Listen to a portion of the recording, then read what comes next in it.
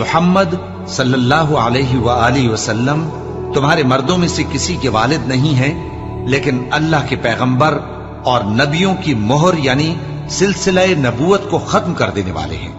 اور اللہ ہر چیز سے واقف ہے۔ اے اہل ایمان، اللہ کا بہت بہت ذکر کیا کرو اور صبح و شام اس کی پاکی بیان کرتے رہو۔ وہی تو ہے جو تم پر رحمت بھیجتا ہے اور اس کے فرشتے بھی، تاکہ تم کو اندھیروں سے نکال کر روشنی کی طرف لے جائے، اور اللہ مومنوں پر مہربان ہے۔ جس روز وہ اس سے ملیں گے تو ان کا تحفہ اللہ کی طرف سے سلام ہوگا، اور اس نے ان کے لیے عمدہ ثواب تیار کر رکھا ہے۔ اے پیغمبر، ہم نے تم کو گواہی دینے والا اور خوشخبری سنانے والا اور خبردار کرنے والا بنا کر بھیجا ہے، اور اللہ کی طرف اسی کے حکم سے بلانے والا اور چراغ روشن۔ اور مومنوں کو خوشخبری سنا دو کہ ان کے لیے اللہ کی طرف سے بڑا فضل ہے، اور کافروں اور منافقوں کا کہا نہ ماننا اور نہ ان کے تکلیف دینے پر نظر کرنا، اور اللہ پر بھروسہ رکھنا، اور اللہ ہی کارساز کافی ہے۔ مومنوں، جب تم مومن عورتوں سے نکاح کر کے ان کو ہاتھ لگانے یعنی ان کے پاس جانے سے پہلے طلاق دے دو تو تم کو کچھ حق نہیں کہ ان سے عدت پوری کراؤ، بس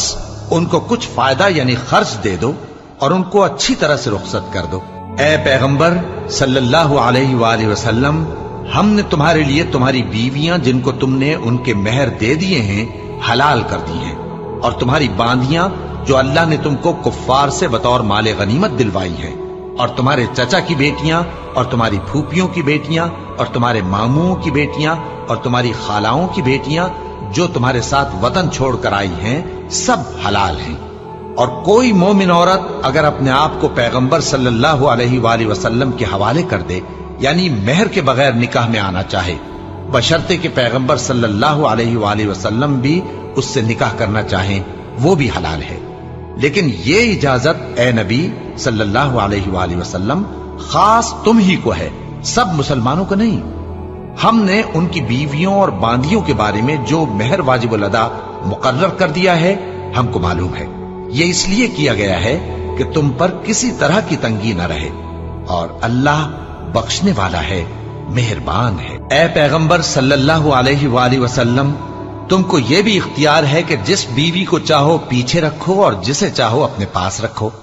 اور جس کو تم نے پیچھے کر دیا ہو اگر اس کو پھر اپنے پاس طلب کر لو تو تم پر کچھ گناہ نہیں۔ یہ اجازت اس لیے ہے کہ ان کی آنکھیں ٹھنڈی رہیں اور وہ رنجیدہ نہ ہوں، اور جو کچھ تم ان کو دو اسے لے کر سب خوش رہیں، اور جو کچھ تمہارے دلوں میں ہے اللہ اسے جانتا ہے،